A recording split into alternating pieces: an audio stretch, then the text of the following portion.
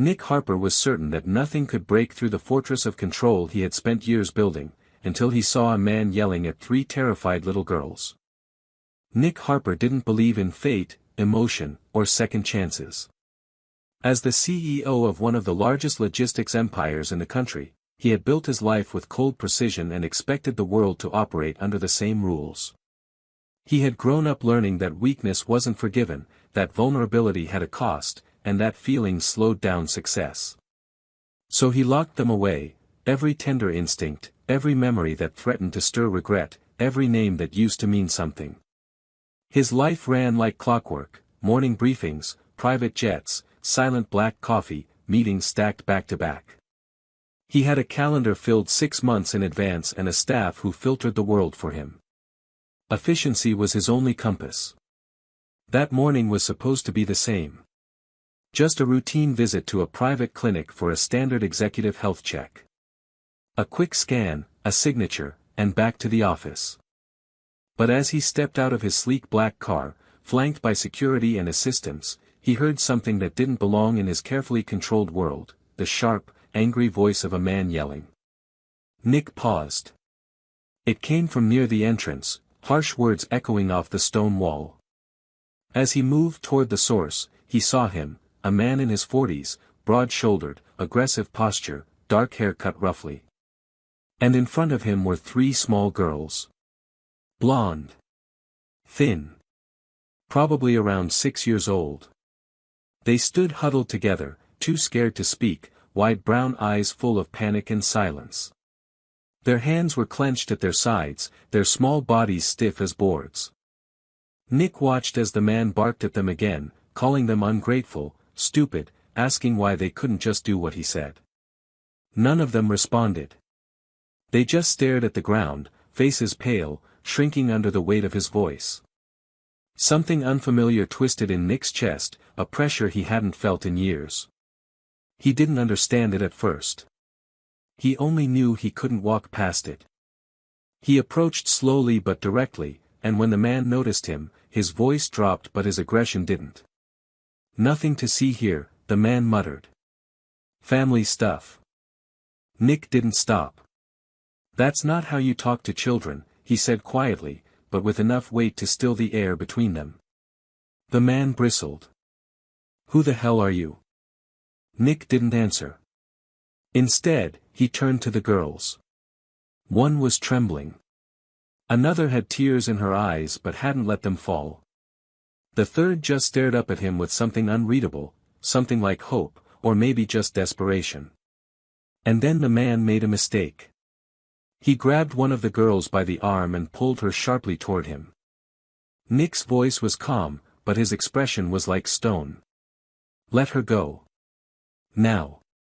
Security had already moved closer. Nick raised a hand to stop them. He wanted to handle this himself. The man let go with a snarl and stepped back. Nick crouched down to the girl's level. "It's okay. You're safe now," he said, not even knowing if that was true. They didn't speak, but one of them, tiny and shaking, reached out and grabbed his sleeve. And in that moment, he knew he couldn't leave them. He asked their names. They spoke softly, "Emma. Claire. Sophie." He asked where their mother was. Claire answered this time, "She's in the hospital. She got sick last night. We waited outside because Mommy said if something bad happens, someone will come." Someone. Nick swallowed hard. Then the man behind him scoffed. "Their mother's in intensive care. I'm her husband. And she never could raise them right." Nick stood, slowly, turned to face him. "Your behavior suggests you shouldn't be near them. I'll be speaking to hospital security and staff about this." The man protested, cursed, threatened, but within minutes, he was surrounded by hospital personnel and escorted away. The girls stayed close to Nick, their trust hesitant but growing with each second. And as they looked up at him, wide-eyed and waiting, he realized he had no plan, no script. But he couldn't walk away.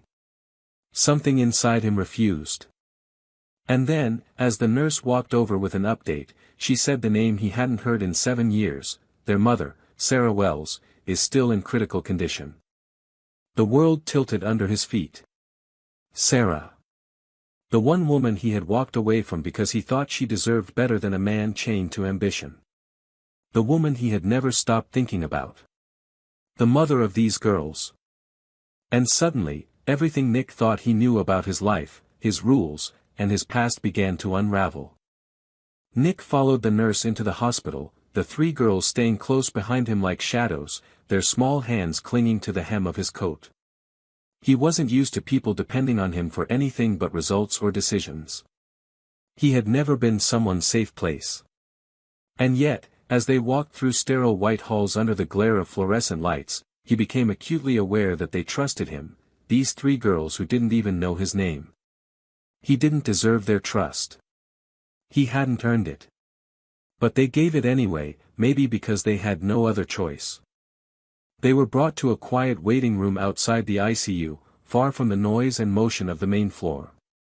The nurse explained that Sarah had been rushed in during the night, internal bleeding, an emergency surgery, then a medically induced coma. Her vitals were stable now, but there was no timeline for her waking. Nick listened, nodding slowly, though the words didn't quite register the way they should have. All he could think about was her name, the last time he'd seen her, the way she had looked at him that night when he left and didn't look back. The girls climbed onto the couch and huddled together. They didn't cry. They were quiet in a way that only came from children who had learned how to manage themselves too early.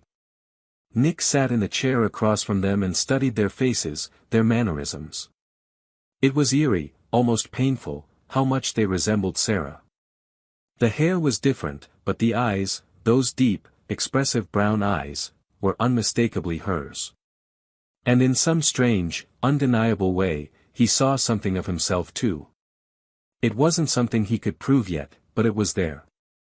In the way Claire tilted her head when she was thinking. In the way Sophie stayed alert while pretending not to look. In Emma's stubborn silence. It unnerved him. It made him question everything. Eventually, the nurse brought in apple juice and a box of crackers, and the girls whispered thank you without being asked.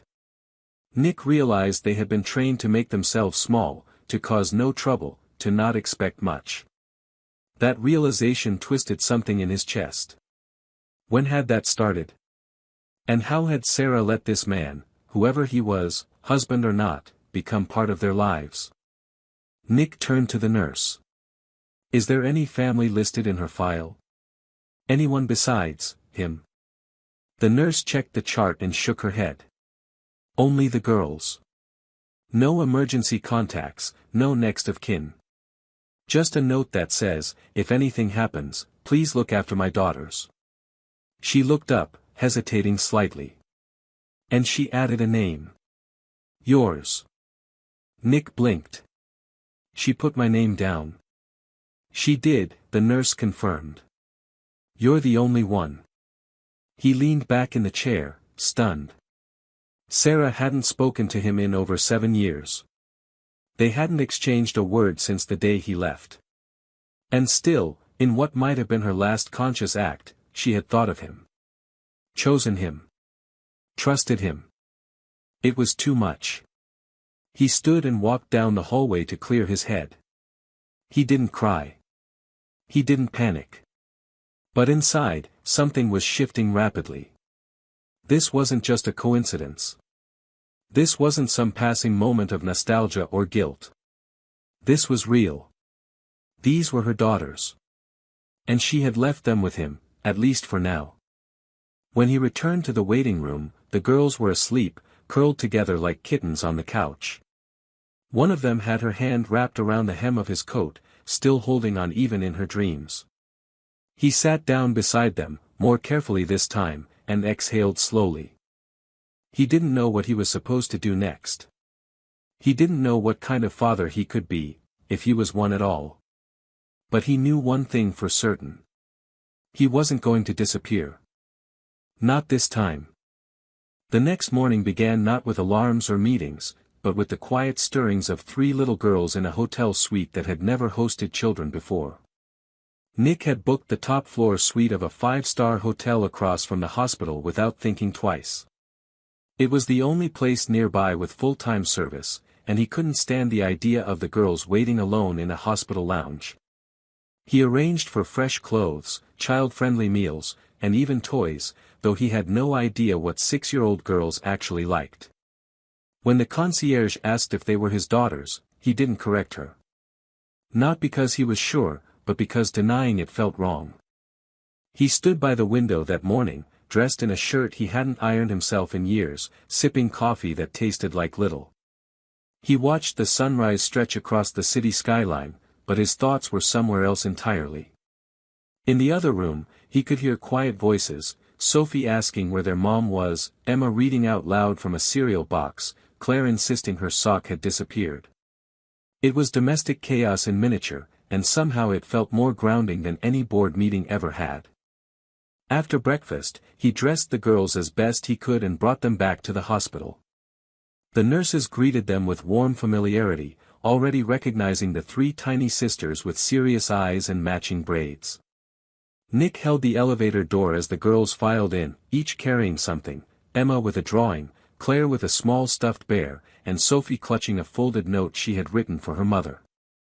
None of them asked if she was awake yet. They just looked at the closed ICU door like it held their entire world. Inside the waiting room, Nick met with a hospital social worker. The woman had kind eyes but spoke with quiet firmness, asking the kinds of questions that made him sit straighter. Did he have any legal custody? Did he know the children's medical histories? Did he have proof of paternity? Nick didn't lie.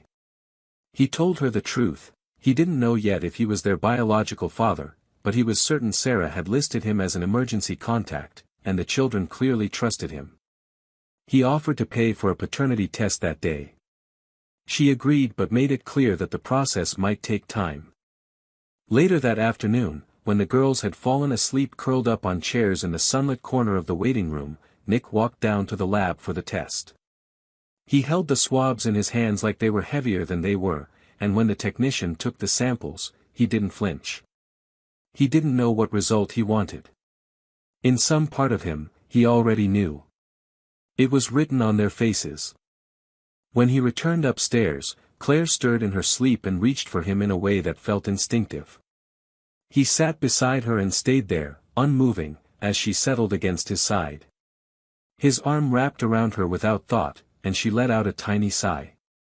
Something sharp and unfamiliar burned behind his eyes. He didn't cry. But it felt close. By evening, he called his assistant and cancelled the rest of his week. Then the next. For the first time in his adult life, Nick Harper had cleared his calendar completely, not for an emergency board meeting or an international crisis, but for three little girls who might be his daughters and a woman in a hospital bed who might still need him.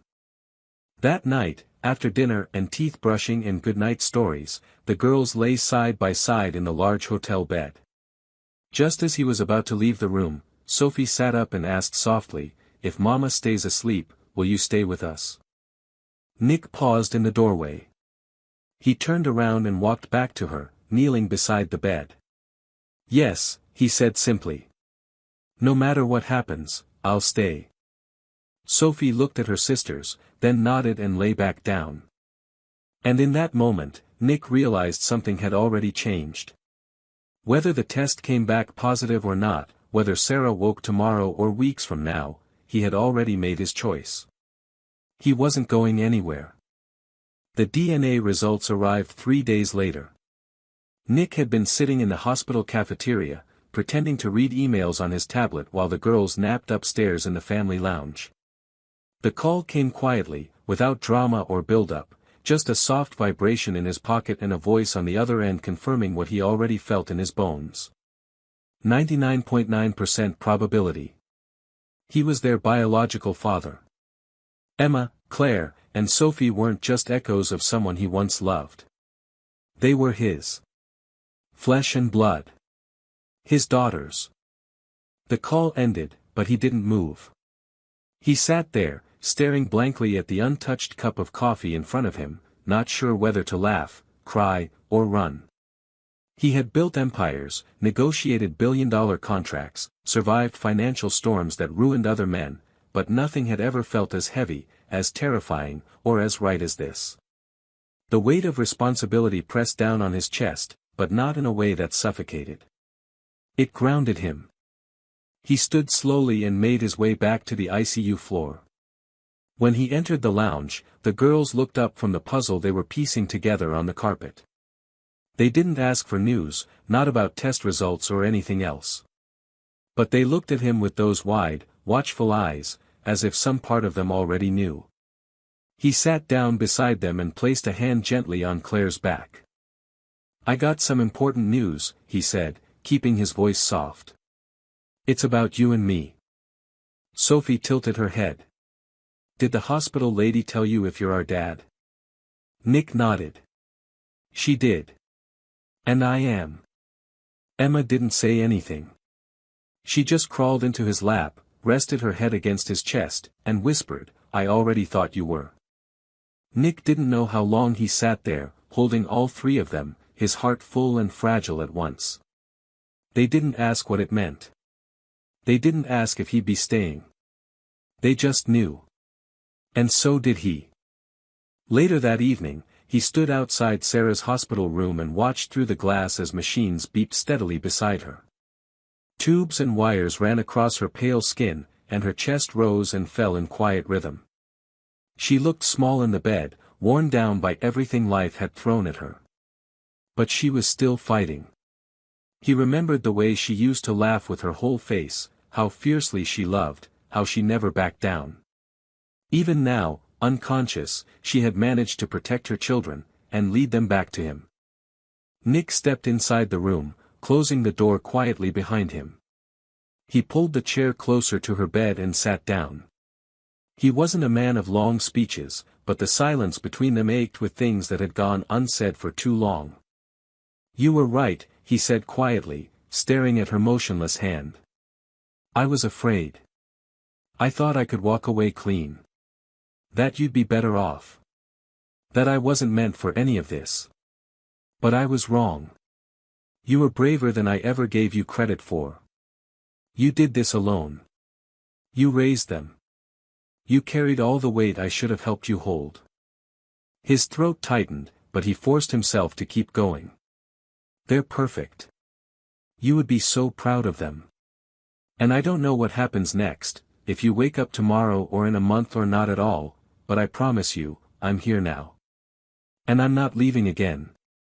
He reached out and carefully slid his hand over hers, his fingers wrapping gently around her limp ones. He didn't expect a miracle. He didn't expect her to open her eyes. But for the first time since the day he walked away from her years ago, he felt like he was doing something right. That night, when he returned to the hotel with the girls, something in the atmosphere had shifted. They were louder now, more playful. They laughed at his terrible attempt to make grilled cheese and insisted on brushing his hair after dinner, claiming he had CEO hair that needed fixing. He let them. He let it all happen. He let himself feel the joy, the mess, the overwhelming noise of family life he had once thought he was too broken to want. And when he tucked them in and kissed each forehead, he whispered the same words to all three, "You're safe. I'm here." And he meant it with everything he had. Morning arrived with streaks of golden light pouring through the hotel windows, casting soft warmth across the room where three little girls stirred beneath rumpled blankets. Nick had been awake for hours, not out of habit but because his thoughts refused to let him rest. He had made life-altering decisions in boardrooms, under time pressure, with millions at stake, but nothing had prepared him for the quiet magnitude of this moment. He was a father now. Officially. Unquestionably. And though the truth had rooted itself in his heart the moment Sophie first reached for his sleeve outside the hospital, the weight of confirmation had settled over him like both a responsibility and a gift. He made breakfast again, toast that came out too dark, scrambled eggs that were too soft, but the girls didn't complain. They just giggled, added their own sugar to the juice, and told him they liked when he cooked like a beginner. Emma brought him a drawing with 4 stick figures, 3 girls, and 1 taller figure in a suit and tie, smiling with messy brown scribbles for hair. "That's you," she said. "But we couldn't draw the hotel, so we drew hearts instead." After breakfast, they returned to the hospital. The nurses greeted them like family now. Sophie handed over her daily drawing for her mom. Today it was a sun and a flower growing out of a heart. Nick stood outside Sarah's room and stared through the glass again, hoping for change but preparing himself for stillness. She hadn't stirred since her surgery.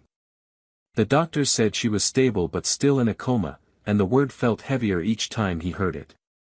Yet he came anyway. Every day. He told her about the girls' antics, about what Sophie had whispered in her sleep, about how Emma bossed everyone around with quiet authority, and how Claire had a habit of sneaking extra cookies when no one was watching. Sometimes he just sat in silence, holding her hand. That afternoon, the hospital's child protection caseworker asked to speak with him privately. She had reviewed the DNA confirmation, Sarah's medical file, and his own background. She spoke cautiously, measuring her tone as she brought up temporary guardianship. Technically, he still didn't have legal custody, and the girls were considered at risk due to the absence of a conscious parent and the previously reported abuse by Sarah's husband. Nick listened quietly, his jaw tightening at the mention of that man, the one who had yelled at them, the one who called them a burden. He pushed down the fire in his chest and asked what he needed to do. The paperwork was extensive, the interviews scheduled quickly, and home evaluations required. Nick didn't hesitate. He gave his full cooperation. He handed over documents, submitted to background checks, opened his home. For the first time in his life, someone else's needs eclipsed his own, and he didn't try to fight it. His staff didn't recognize this version of him, one who skipped meetings, who missed quarterly briefings, who told his assistant, "Clear my schedule. I've got something more important now." The girls noticed too. They began to smile more easily, sleep more soundly. They no longer asked what would happen tomorrow, because Nick had already answered it with every action. He brushed their hair in the morning, read to them at night, held their hands when they walked through the hospital halls. He didn't need to declare his love for them, they lived it with him, hour by hour. One night, as they returned to the hotel after another visit, Claire slipped her hand into his as they crossed the lobby. "When Mommy wakes up," she said softly, "will you still stay with us?" Nick knelt beside her, looked her straight in the eyes, and said, "I'm not going anywhere. Even when she wakes up. Even when things change." Claire nodded solemnly, then hugged him with both arms around his neck. And in that embrace, Nick felt something settle in his chest, a calmness, a belonging. Not the fleeting high of victory or profit, but the steady, unshakable kind of peace that came from being exactly where you were meant to be. He tucked them in that night, kissed their foreheads, and sat by the window long after they had fallen asleep. He stared out at the city, the same skyline that once represented power, distance, control. Now it looked smaller somehow.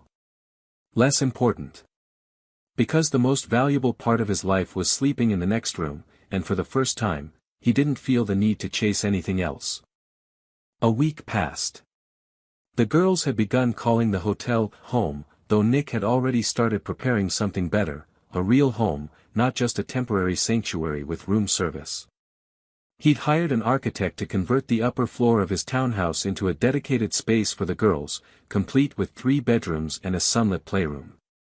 He had never considered what a child needed in a home before, but now every detail mattered. The carpet had to be soft enough for bare feet.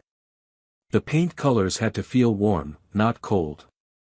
The windows had to open wide enough for light and laughter to get in. He surprised himself with how much he cared. His assistant, long used to his detached efficiency, barely hid her disbelief when he asked her to order a shelf full of bedtime storybooks instead of spreadsheets and legal reports. Sarah remained unconscious. Each day, Nick sat beside her, reading from the journal he had begun to keep. He wrote down everything he noticed about the girls, the way Emma organized everything into neat little piles, how Claire sang to herself when she thought no one was listening, how Sophie had started calling him Dad when she thought he couldn't hear her. The pages filled quickly, and he hoped that one day, when she opened her eyes, she'd be able to read through them and know her daughters had been safe, protected, loved. One evening, after a long day of hospital visits, forms, and yet another meeting with social services, Nick returned to the hotel room to find all three girls waiting by the window, their faces lit by the golden hour glow. They had drawn him another picture. This one showed a big house with 4 stick figures outside, holding hands. Above the house were the words, "Our family," written in uneven block letters. Without hesitation, he crouched down, opened his arms, and let them wrap around him in a tangle of limbs and laughter. No one had ever made him feel like this before, not colleagues, not awards, not success. Just these girls, who had every reason to be afraid, and yet chose to trust him. That night, something shifted. After bedtime stories and a failed attempt at French braids, Nick returned to the hospital alone. The halls were quieter than usual, the overhead lights dimmed to a soft glow. He stood at Sarah's door for a moment before walking in, the hum of machines greeting him like background music to a life suspended. He sat beside her, took her hand in his, and began to speak softly. "I never asked to be a father. You know that. And maybe I wouldn't have been ready, even if you told me all those years ago. I thought I had to protect my ambition, protect the version of myself I worked so hard to build. But now, everything I thought mattered, it's nothing compared to them. I know you were scared, too. I know you did what you thought was right. But you were never alone, Sarah. You didn't have to be. And now I'm here. I'm not running from this. Not anymore." He paused, and for a moment, the silence in the room felt heavier than before. The steady rhythm of the heart monitor was the only answer. Until her fingers moved. It was subtle, just the twitch of her pinky against his palm, but it was enough. Nick froze, eyes wide, heart suddenly pounding. He leaned forward, watching her face, praying he hadn't imagined it. Then, slowly, painfully, her eyelids fluttered open. She blinked several times, confused, dazed, and then her gaze focused on him. For a long moment, neither of them spoke. She didn't seem surprised to see him. Only relieved. Her lips moved, dry and slow. "You stayed," she whispered. Nick nodded, a rush of emotion catching in his throat. "I stayed." Tears pooled in her eyes, but they didn't fall. She squeezed his hand with what little strength she had. "Are they, okay?" "They're more than okay," he said. "They're amazing. And they're waiting for you." He didn't leave her side that night. He sat there for hours, even after she fell asleep again. He didn't call the doctors right away.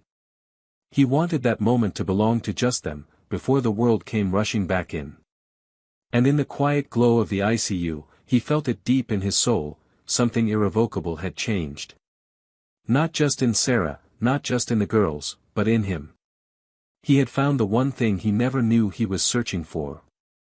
A reason to stay. A reason to live for something beyond himself. A family.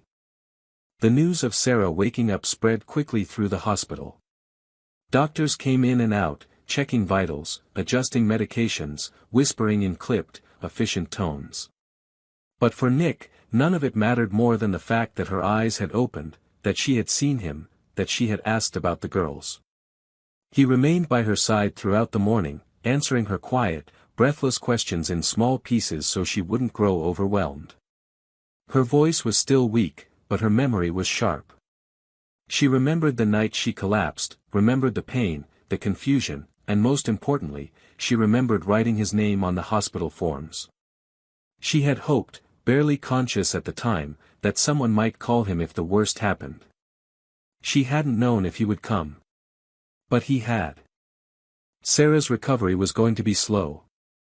The doctors warned that her mobility might take time to return, that she'd need physical therapy and monitored care. Nick didn't flinch. He asked for recommendations, made calls to specialists, arranged for in-home care before she even asked. But she didn't ask for anything. In fact, when he offered to move her into the townhouse once she was released, she hesitated. They sat together one evening in her hospital room, the girls asleep in the lounge down the hall. Nick had brought photos, drawings the girls had made that week, blurry pictures of their first visit to the playground near his building, a note from Sophie that said, "We miss you, Mommy, but Daddy is very good at stories."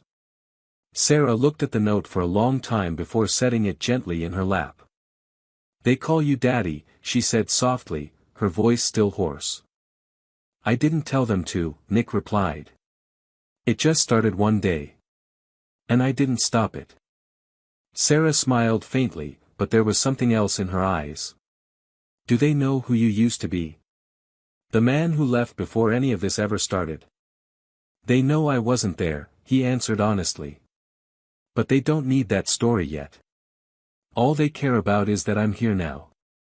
Sarah nodded slowly. "And are you? Are you really here? Because once I leave this hospital, things get real. They ask questions. They cling. They get scared. They break down for no reason. And they love without conditions."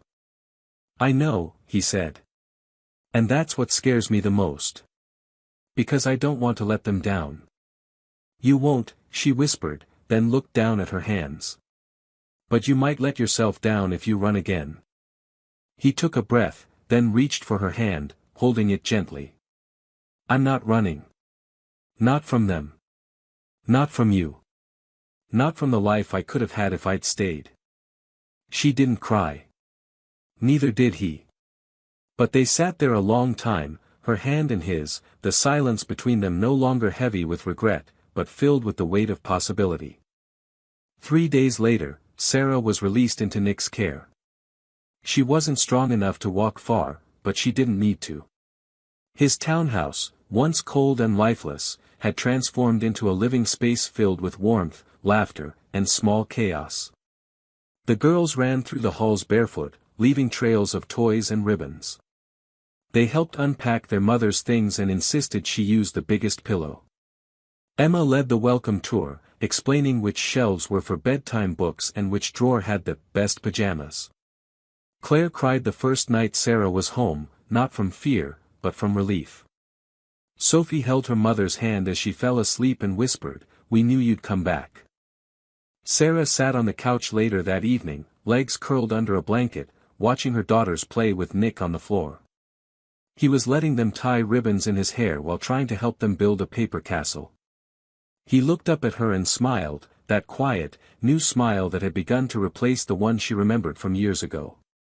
The girls shouted and cheered as the tower finally stood. Sarah reached for her tea and leaned back, letting the moment settle into her. Everything had changed, her body, her strength, her trust, but somehow, what had felt broken for so long was being pieced back together by small hands and unexpected grace. This wasn't the life either of them had planned. But it was the one that was meant to be. Spring arrived slowly, as if unsure it was allowed to return, but when it came, it brought soft sunlight through open windows, the scent of fresh rain on pavement, and a kind of peace that had once seemed impossible. It had been 3 months since Sarah came home, and in that time, everything in Nick's world had reshaped itself around a new center, one built not on power or ambition, but on presence, patience, and love. The townhouse, once pristine and quiet, now hummed with the rhythm of family. The walls echoed with footsteps and giggles, with the sound of bedtime stories and cereal bowls clinking in the morning. The furniture had shifted too, sharp edges were padded, the coffee table replaced by an art easel, and the dining room chairs regularly held dolls and toy dinosaurs alongside real people. Nick had stepped back from day-to-day control of his company. At first, the board pushed back, worried about leadership, about image, about continuity. But he stood firm. He no longer measured success in quarterly gains but in the way Emma smiled when he helped her solve a puzzle, or how Claire climbed into his lap during thunderstorms, or how Sophie leaned on his shoulder in silence and sighed like she'd found her safe place. His business didn't collapse. It adapted. And so did he. Sarah regained strength faster than the doctors predicted.